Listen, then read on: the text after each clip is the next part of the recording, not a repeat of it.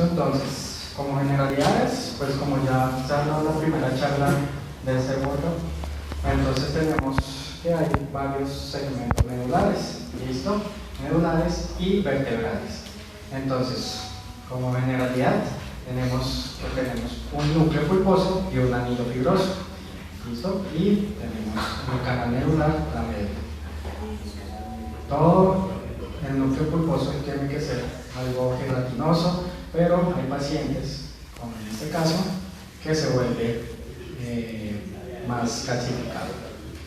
Entonces, tenemos los segmentos medulares en los que vamos a encontrar diferentes sintomatologías dependiendo del daño en donde esté el segmento medular.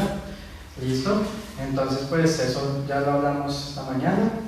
Vamos a repasar esto y les voy a preguntar, a ver si pusieron atención esta mañana. No me Bueno, hay un ejemplo que yo le doy a mis estudiantes para como mejorar más el concepto de motoneurona superior y motoneurona inferior. Hagan de cuenta que la motoneurona superior es un jinete y la motoneurona inferior es un caballo. Entonces, ¿qué pasa? El jinete es el que modula la acción del caballo. Entonces, vamos a pensar que justo hay una hernia en 3C4. Entonces, ¿qué pasa? Ahí que se genera. ¿Listo? Bien. ¿Qué hay en los reflejos? ¿Qué pasa? O sea, si la lesión está en C3, C4. Hay espasticidad de miembros. Sí, exactamente. ¿Listo? Vamos a tener a la hiperreflexia. ¿Por qué? Porque el jinete se muere. Entonces el caballo se desboca. ¿Listo? No tiene nadie que lo module. Cuando pasa en el segmento cervicotorácico, ¿qué pasa? Ahí vamos a tener una lesión mixta, una sintomatología mixta, como se habló esta mañana. Entonces ahí va a ver que el caballo se muere para los miembros anteriores. Entonces, ¿qué va a pasar con el jinete? Se queda ahí plantado, nadie tiene, o sea, no tiene con quién transportarse. ¿Listo? Pero para las de atrás va a tener que el jinete está bien, pero el caballo está bien, pero el jinete se murió. Entonces, ¿qué va a pasar? Vamos a atender a una hiperreflexia. ¿Listo? Y toracolumbar, ahí vamos a tener que, pues, entre L1 a L5 vamos a tener las células de borde, las del cepillo. ¿Qué hacen estas células? ¿Alguien sabe qué hacen las células del cepillo de borde? ¿Para qué son útiles? ¿Y por qué pasa el chip Charrington? ¿No? Listo. Las células de borde, ¿qué hacen? Ellos modulan la acción extensora de los miembros anteriores. ¿Listo? Entonces, al haber una afección en estas, cuando hay una hernia discal o algo bastante severo que comprima a la médula espinal, ¿qué pasa? Estas células se dañan y va a perder la modulación extensora de los miembros anteriores. Entonces, por eso es que tenemos al paciente con una extensión de los miembros anteriores, es por eso. ¿Listo? Y ya tenemos como tal el plexo lumbosacro, que está, si hay una presión ahí, que vamos a tener que el caballo se muere, entonces el jinete se queda parado, vamos a atender a hiporreflexia. ¿Listo? Entonces ahí ya vamos progresando. Entonces, considerar el diagnóstico. Entonces vamos a tener la edad. Un paciente viejo generalmente no va a tener una extrusión de disco. ¿Listo? Va a tener más protrusiones. La grasa, muy importante. Vamos a tener grasas condrodistróficas y no condrodistróficas. Entonces no es lo mismo tener un labrador a un dachshund. Va a tener diferentes enfermedades. La historia remota y actual, mirar si el paciente cojeaba, si se le dificultaba subir o bajar escaleras, subirse a las camas, el examen físico en general, porque pues muchas veces puede ser algo ortopédico que no se puede estar engañando y no algo neurológico. Y como tal, ya los exámenes complementarios. Entonces, diagnóstico diferencial para especie, raza y edad. Entonces, tenemos que un cachorro condrodistrófico, vamos a pensar más al inflamatorio, ¿listo? Y no condrodistrófico también, y los gatos también. Entonces, los cachorros, generalmente cuando tienen problemas de columna, va a ser algo inflamatorio. Ya un paciente joven, adulto de 1 a 7 años, un paciente con control distrófico no siempre va a tener a pensar como diagnóstico diferencial una hernia discal extrusiva, lo que antes se llama Hansen tipo 1. ¿Listo? Y los no condrodistróficos generalmente no hacen hernias discales extrusivas, generalmente es algo más vascular, ¿listo? Como un tromboembolismo. Y los gatos también es más inflamatorio. Ya un paciente geriátrico, también en los condrodistróficos, una hernia extrusiva, pero más que todo son neoplasias. Y en los caninos ya vamos a hablar no tanto de algo vascular, sino de una hernia discal protrusiva o una Hansen tipo 2. ¿Listo? O algo degenerativo o neoplásico. Y los gatos generalmente pues, sigue siendo inflamatorio, pero ahí ya vamos a empezar con algo neoplásico. Esto, bastante importante, el diagnóstico diferencial basado en la agudeza del cuadro. Entonces vamos a tener que un cuadro agudo siempre va a ser una hernia discal extrusiva. Un paciente que en la mañana está bien, caminando, jugando con la pelota, jugando con un palo, pegó un chillido, llegó a la casa y en la mañana lo encuentran paralizado. Entonces, eso. Ya a nivel crónico, es un paciente que le cuesta subir escaleras, le cuesta subirse a la cama, como que tiene mucha debilidad, pierde masa muscular, entonces va a ser algo más crónico, no va a ser algo que se ve de un día para otro. ¿Listo? La parte vascular también va a ser agudo y la parte inflamatoria, pues dependiendo de qué tipo de inflamación es. Y ya lo degenerativo también es crónico. Entonces ya tenemos el sitio de la lesión, que pues ya hablamos de eso. La severidad de la lesión, entonces acá tenemos pues, 5 grados. Esto para qué es importante, para el pronóstico, porque un paciente que nos llega, obviamente uno tiene que ser muy claro al propietario de qué pronóstico tiene para mejorar tanto en los esfínteres como en el control motor, no tanto sensitivo. Entonces grado 1 es que solo tiene dolor paravertebral, lo comprimimos, tiene dolor. El grado 2, ataxia y déficit propioceptivos. El grado 3, paresia y hemiplegia. El grado 4, plegia y compromiso en la micción. Y el grado 5 es un grado 4 con ya ausencia de dolor profundo. ¿Qué pasa con el dolor profundo? ¿De dónde sale este dolor? El dolor profundo es una conexión neurotalámica. ¿Listo? El tálamo como tal es como la conexión hacia la corteza, es como, hagan de cuenta, como el sitio de correo. ¿Listo? Entonces, ¿qué pasa? Todos estos tractos, talámico espinal, espinotalámico, cuando se pierde esto es porque ese tracto se dañó y ese tracto está muy profundo en la médula. Estamos hablando de casi un 70-80% de daño medular para que haya pérdida de dolor profundo. Entonces eso es bastante importante porque un paciente con este grado 5, para que vuelva a caminar, si se opera las 24 horas, solo tiene un 60% de éxito. ¿Listo?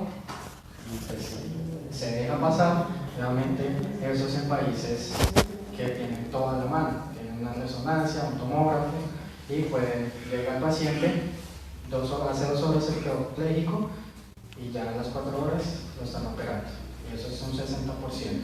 Imagínense lo que pasa acá, hasta que lo llevemos al centro de resonancia, hasta que el propietario lo lleve al veterinario que le va a aplicar cierta sustancia y hacer la cirugía. Pasa mínimo una semana. Entonces ese cuadro va a bajar al menos un 30%. Entonces eso hay que serle muy claro al propietario porque después lo están poniendo a uno, que doctor, que gasté 2 millones de pesos y el perro sigue igual. O sea, entonces hay que ser muy claro con eso y no meterse en un lío y pues ellos verán si lo pegan o no. El pronóstico, esto es un estudio bastante bueno que dice que un paciente entre más viejo y más pesado puede llegar a recuperarse hasta 1 año, 2 años para que comience a dar sus primeros pasos. ¿Listo? Mientras que un perrito joven y pequeño se va a recuperar entre 3 a 6 meses. Entonces eso es bastante importante bastante importante para dar información al propietario. ¿Qué exámenes vamos a emplear? Radiografía simple. La verdad, la radiografía solo nos va a ver el 30% de lo que pasa en la columna, solo vamos a ver si hay luxaciones o si hay fracturas. De resto, generalmente no se ve nada más. Mielografía, resonancia magnética, tomografía computarizada y como tal el análisis del líquido cefalorraquídeo. Entonces, en la mielografía tenemos siempre que tomar estas tres vistas. No solo nos basta con la lateral y la ventrodorsal, sino que también tenemos que ubicar las oblicuas. Por ejemplo, una ciudad que no tenga un tomógrafo o una resonancia y tenemos que usar mielografía, siempre oblicuas, para saber la cirugía, saber en qué lado está la lesión. ¿Listo? La tomografía, donde vemos acá T2, T3, una extrusión de disco bastante importante. Esto es un mielotac, donde pues, se pierde ahí el medio de contraste. Igual acá, en este corte transversal, vemos que hay un compromiso bastante grande de la médula. Ya en resonancia magnética tenemos la extrusión de disco. Esto es en T2. Sabemos que es T2 porque el líquido cefalorraquídeo se pone en blanco. Entonces ahí tenemos el compromiso de la médula. Entonces vamos a comenzar a hablar de los tres tipos de hernias. Hernia discal extrusiva, la antes llamada Hansen tipo 1, que ¿qué pasa? Es una metaplasia condroide que lleva a la extrusión de disco. O sea, se rompe el cartílago y sale disparado. Este disparo es como una bala. Entonces primero golpea y segundo comprime. Entonces, ¿qué razas se predispone? En las condrodistróficas, principalmente en los pacientes que son paticortos y largos. Ellos tienen un gen, que es el gen, creo que 3 o 17, que tienden a producir este tipo de malformaciones. Y la edad de herniación es mayor a 3 años, con signos clínicos agudos y hiperagudos. Entonces, la localización generalmente pasa, o sea, esto es un estudio que se hizo bastante bueno, que la mayor localización que se encuentra es en L3, un 85%, siendo L1 el disco que más se hernia. ¿Listo? Y cervical depende de la raza. ¿Listo? Generalmente las razas que presentan más hernias cervicales son los Beagles, que esto es el síndrome Beagle adolorido. Y la lesión espinal, pues es una compresión con contusión, entonces nos toca manejar dos tipos de. Entonces, diagnóstico, radiografía. Radiografía le pongo una interrogación, ¿por qué? Porque lo que les digo, muy pocas veces nos sirve. ¿Listo? Y pues obviamente para tratamiento no sirve para nada. La mielografía, bastante pues, útil, resonancia magnética y TAC con mielotac. Entonces acá tenemos un paciente, este paciente tiene 5 años, un mestizo que estaba en Girardot, fue a Bogotá y quedó paralizado, con ausencia de dolor profundo. Entonces le hicimos la resonancia y ¿qué encontramos? Que una instrucción de disco craneal. ¿Listo? Acá, para ubicarse bien dónde está la lesión, si uno solo le entrega esa foto, entonces ¿qué vamos a hacer? Vamos a mirar la bifurcación de la aorta, acá, y esa generalmente está en L1. Entonces acá vemos que es en L2, que es donde está la lesión, L2, L3. ¿Listo? Entonces eso es bastante útil. En la bifurcación, ahí es L1. Y acá vemos el corte, donde vemos la hernia que está lateralizando la médula hacia la derecha.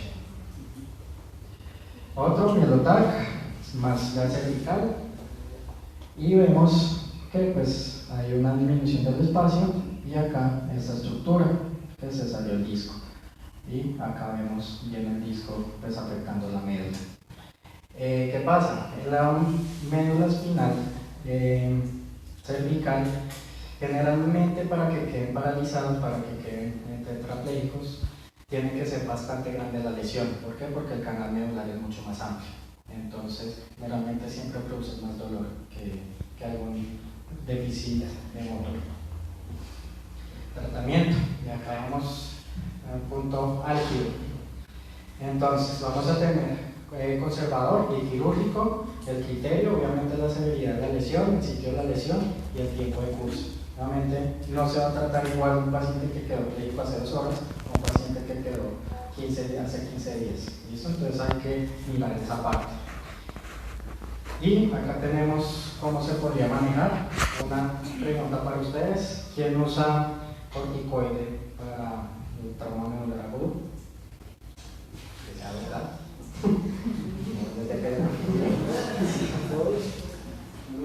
Solamente el frasco de corticoides no puede faltar. ¿Por qué? Porque pues generalmente pues, en Bogotá se usa mucho corticoide para el trauma medular agudo. ¿Listo? Eso pues obviamente se lo enseñan a uno desde la universidad, que es bastante bueno el succinato sódico de metilcolina y que bla bla bla. ¿Listo? Pero ¿qué pasa? No hay un estudio que avale que eso funcione. Hay un estudio viejísimo que solo es como en el año 80 que dice que sí funciona. De eso todos los estudios antes empeora todo, empeora el daño, empeora pues los signos y puede generar muchos efectos secundarios. ¿Listo? Entonces, ¿cómo lo vamos a tratar? Cuando nos llega en menos de 24 horas, hacerle fluidoterapia a 10 ml kilogramo hora para que pues, se mantenga hidratada y haya una circulación bastante buena en esa médula, y pues obviamente ya terapia analgésica, terapia pues, complementaria y ya terapia física. Acá en terapia de dolor también hay que ser muy claro, ¿listo? Por el uso de ciertos medicamentos. Obviamente acá lo mejor sería usar metadona, ya pues pregabalina, gabapentin, pero hay algo como el tramadol, que eso ya está siendo un poco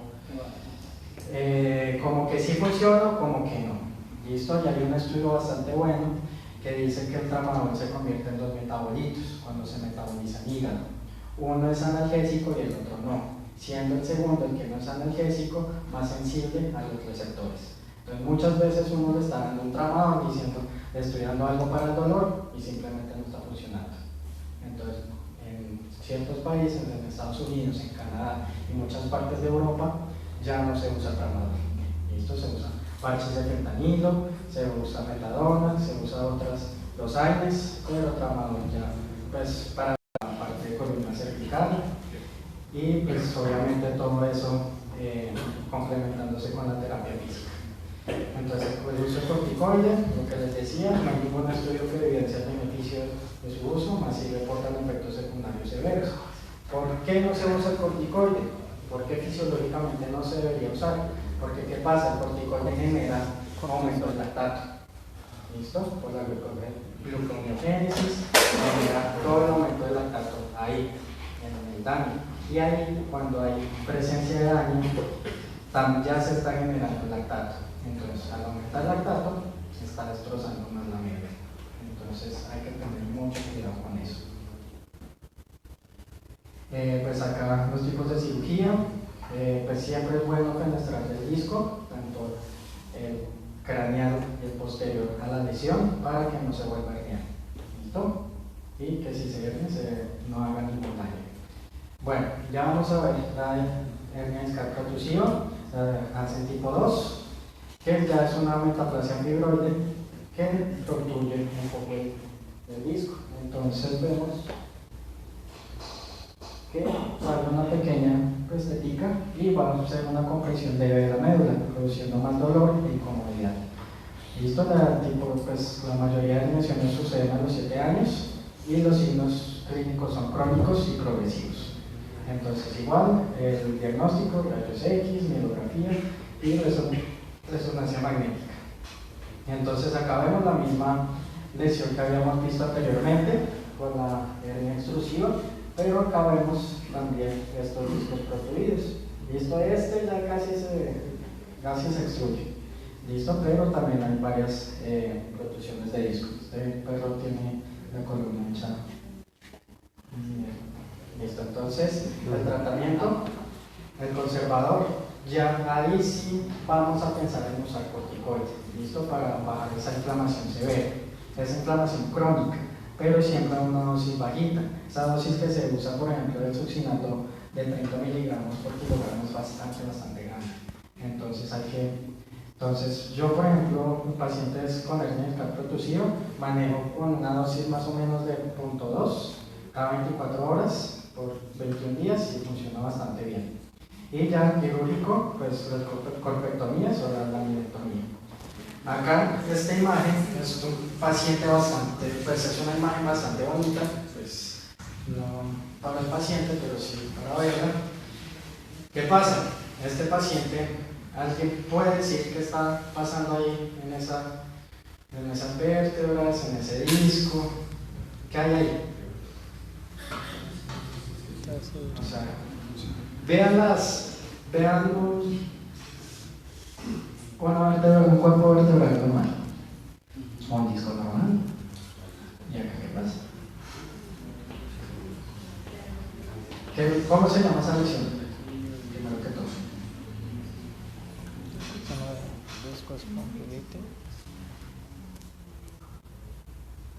¿Alguien? ¿Qué tipo de lesión? ¿Y qué enfermedad se puede producir? ¿Listo? Eso es una discotondilitis. ¿Listo? Entonces, como ven, se destruye el hueso, se destruye totalmente el hueso. Acá también, y esto está generando cierta compresión de la médula. Este paciente es un pitbull creo que de 4 años de edad, que lo recogieron ya estando pléjico, con pérdida de dolor profundo y incontinente. Entonces le hicimos la resonancia pensando que pues era una hernia. ¿Y qué pasó? Salió pues con esta imagen. ¿Qué enfermedad puede producir esto? Brucela. La brucela. ¿Listo? Le hicimos los exámenes, salió positivo a brucela. Entonces pues ahí hacer una cirugía ahí es muy difícil porque el hueso va a estar poroso, va a estar contaminado. Entonces prácticamente pues tocó recomendarle silla de ruedas. Listo. Este es otro paciente donde vemos acá. Listo. Estas son hiperintensas en toda la mitad de la médula. Pero si ven, el disco está ahí. El disco está normal, los discos están súper bonitos, pero la perra presenta paraplegia sin dolor profundo. Entonces, ¿qué puede haber ahí? Tromboembolismo. No, pues también puede ser uno de los diferenciales tromboembolismo. Pero ya les muestro cómo se ve el tromboembolismo. ¿Listo? Esto es la considerada hernia discal tipo 3, que es contusiva más no compresiva. Entonces, ¿qué pasa? El disco, el anillo se rompe, sale el núcleo, le pega a la médula, pero se vuelve a ingresar. ¿Listo? Y no hace ninguna compresión. O se lateraliza y genera solo edema y un trauma medular pues, agudo. ¿Listo? Que se tiene que tratar como tal. Entonces ya como tal, ya vamos a empezar a ver lo que es el trauma medular agudo, que es el objetivo de esta charla. Entonces, como tal, está la fisiopatología. Todo el trauma va a generar una injuria primaria, que pues a futuro va a generar injuria secundaria, ya pues a nivel inflamatorio. Y todo esto va a generar un cambio electrolítico, pero sin acción lipídica, cascada inflamatoria y exotoxinas. Y esto va a generar un edema citotóxico, un edema vasogénico, isquemia y muerte celular. Entonces, primero, el abordaje que vamos a hacer, obviamente como todo, ABCD, porque muchas veces estos traumas es porque o un choque o un traumatismo externo. Entonces, primero tenemos que mirar qué otras patologías tiene. ¿Listo? Obviamente, si es un paciente que lo atropellaron, generó trauma medular agudo, pero también tiene contusión pulmonar. Obviamente, lo que menos nos importa en este momento es que esté pléjico, o sea, porque no le va a generar no tiene ningún riesgo de muerte. salvo que la conclusión pulmonar sí. Entonces siempre hay que tener las ideas claras en eso. Entonces el trauma medular vamos a tener como diagnóstico rayos X, ya cuando lo tengamos ya estable, rayos X, tomografía, resonancia magnética y mielografía. ¿Por qué está en interrogación? Porque acá hay que tener mucho cuidado, porque muchas veces hay fístulas y ese líquido pues, que usamos para hacer la mielografía se puede meter y puede generar una irritación peor de la médula. Entonces, tratamiento igual, fluidoterapia, ARNES, analgesia y pues dependiendo del criterio quirúrgico. Acá tenemos este esquema donde vamos a ver la parte quirúrgica y no quirúrgica. Entonces, la general, la que no es quirúrgica, con medicamentos, tiende a funcionar y pues con estabilizaciones externas, tipo pues, poner un chaleco, algo que quede bien fijo, también para problemas cervicales. Cuellos ortopédicos, funciona bastante bien. Y ya como tal, si es quirúrgico, ya vamos a usar lo que es esto, la parte pues, de fijaciones externas. ¿Listo? Entonces, tenemos este caso, un caso bastante bonito. Entonces, un mestizo de 6 años, una hembra, remitió por tetraplegia aguda, clínicamente estaba normal 12 horas antes, y estaba corriendo en el parque y de repente chilló y dejó de caminar. ¿Listo? El remitente no reporta normalidades radiográficas. El médico remitente lo tomó y no vio nada. Entonces, ¿dónde vamos a localizar? A, B o C. Exactamente, sería un C5. Entonces, como diagnósticos diferenciales, quiero que piensen sus 3 diagnósticos diferenciales de este caso, o sea, solo con esto. O sea, si les llega un paciente tetrapléjico, agudo, que lloró, ¿qué pensarían ustedes? Sí, obstructiva, ¿qué más? Una CV. Pues sí puede ser un monstruo, pero no sé, es más. ¿Qué otro tipo de enfermedades? Tromboembolismo, exacto. ¿Y qué más puede haber ahí? Puede haber de todo. Listo. Entonces puede haber un tromboembolismo fibrocartilaginoso, una extrusión del núcleo pulposo no compresivo, una extrusión discal, una fractura, una subluxación vertebral, una neoplasia, una meningomielitis o una hemorragia por trauma. Listo, que justo los propietarios no lo veo y no lo vieron y se volvió. Entonces, hay muchas cosas que pueden generar esto. Entonces, acá vamos a tener que los más importantes es el tromboembolismo fibrocartilaginoso por la edad y por el tamaño de la perrita y la extrusión del núcleo pulposo no compresivo. ¿Listo? Porque lo que les decía, algo cervical, una extrusión discal compresiva generalmente no produce esos síntomas. Entonces, ahí ya vamos descartando. Entonces, ¿qué información nos ayuda para diferenciar entre hernia discal tipo 3, o sea, la no compresiva, y tromboembolismo fibrocartilaginoso? Entonces, la edad del inicio de los signos, la presencia del dolor espinal, la vocalización al inicio de los signos o la localización de la lesión. ¿Qué nos ayuda a diferenciar entre estas dos patologías? La vocalización. La vocalización. Las dos pueden vocalizar. Pues acuérdense que este paciente ya fue un veterinario y probablemente nos llegó al día siguiente. Ahí, esa es una pista bastante buena. La edad. Sí, por ahí. Sí, la presencia de dolor espinal. En una hernia discal, al otro día le vamos a palpar y va a tener dolor. Mientras que en un tromboembolismo no va a haber nada de dolor. Entonces ahí ya se diferencia. Y ya están tomando un nuevo rumbo. Entonces acá tenemos este estudio donde va a hacer una comparación clínica entre estas dos enfermedades. Entonces vamos a tener que los perros con hernia discal tipo 3 son más viejos, presentan vocalización en el inicio de los signos, hiperestesia espinal, es el único cambio que hay, y más común en el segmento C1 C5 comparado con el traumatismo fibrocartilaginoso que más se da en toracolumbar. Pero pues, es más que todo eso, es la presencia de dolor. Entonces, ¿cómo lo vamos a diagnosticar? Entonces, vamos a tener dos casos. Entonces, la primera, vamos a ver esta zona un poco más hiperintensa que el resto del parénquima medular, y acá en este corte ya vemos bien pues, el tipo de la lesión. Esto es una lesión de un tromboembolismo fibrocartilaginoso. ¿Listo? Es mucho más amplio, pues genera pues, hemorragia, mientras que en la hernia discal tipo 3 lo que nos va a ayudar más que todo pues obviamente la presencia de edema, la presencia del disco, pero que va a aumentar la meninge, o sea, se va a aumentar un poquito la meninge, o sea, se inflaman las meninges ahí por el trauma que presentó el tesis.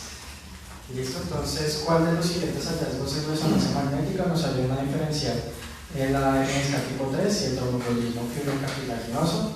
Entonces, como estamos hablando, ahí yo ya les dije las respuestas prácticamente. Entonces, ¿cuáles serían?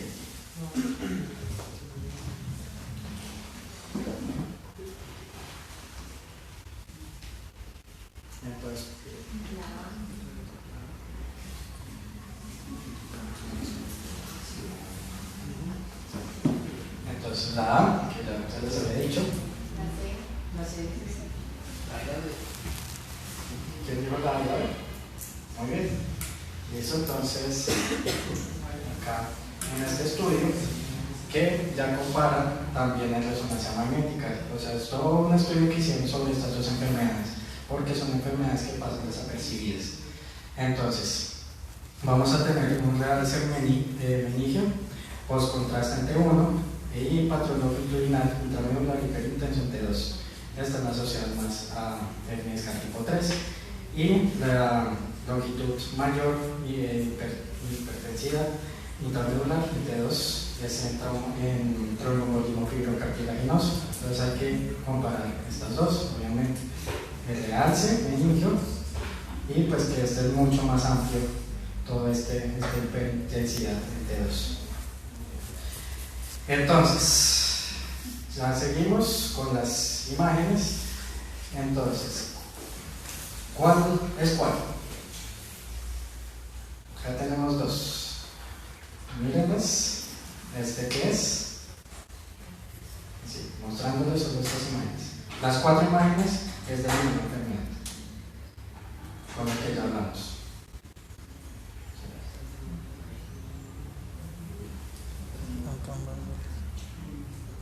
¿Qué pasa acá? Sí, el realce de El realce. Entonces, ¿en dónde hay realce? ¿Listo? Entonces, ¿en qué enfermedad hay realce meningio? En la hernia discal, en la compresión. ¿Listo?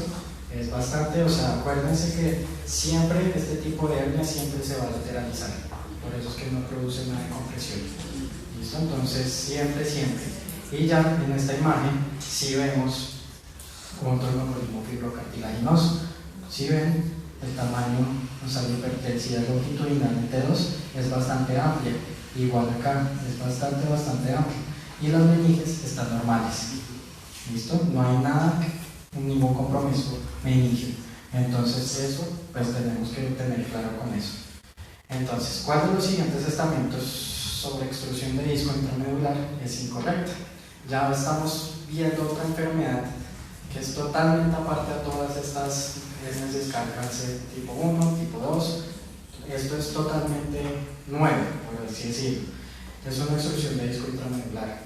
¿Listo? Bien, que el disco se mete en el medio. Entonces, este inicio agudo durante la actividad física o trauma está más reportada en la región cervical. La letalidad está marcada como en tromboembolismo y en hernia discal tipo 3, y han sido reportadas fístulas pleurales subaracnoides asociadas a esto.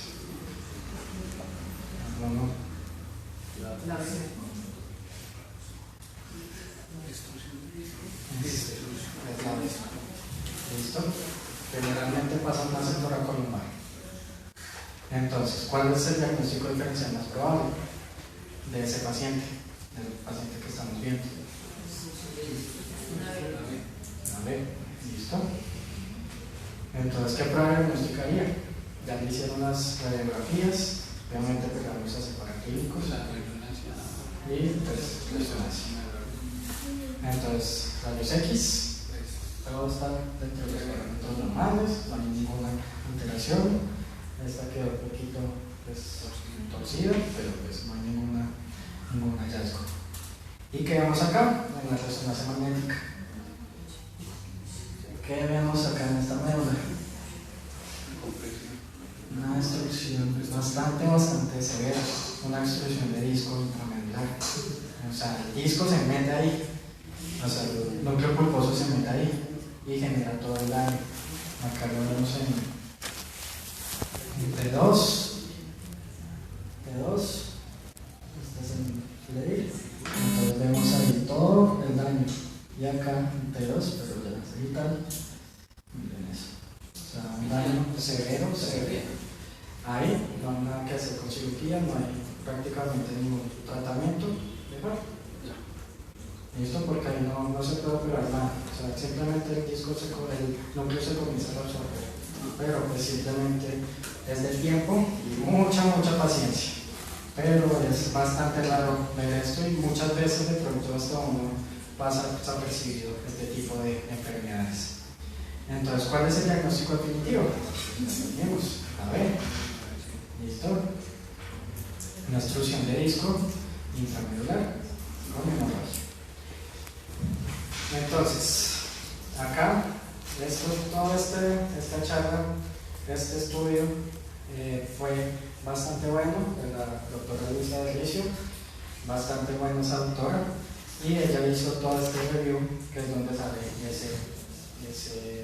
ese estudio que vimos anteriormente. ¿Listo? Gracias.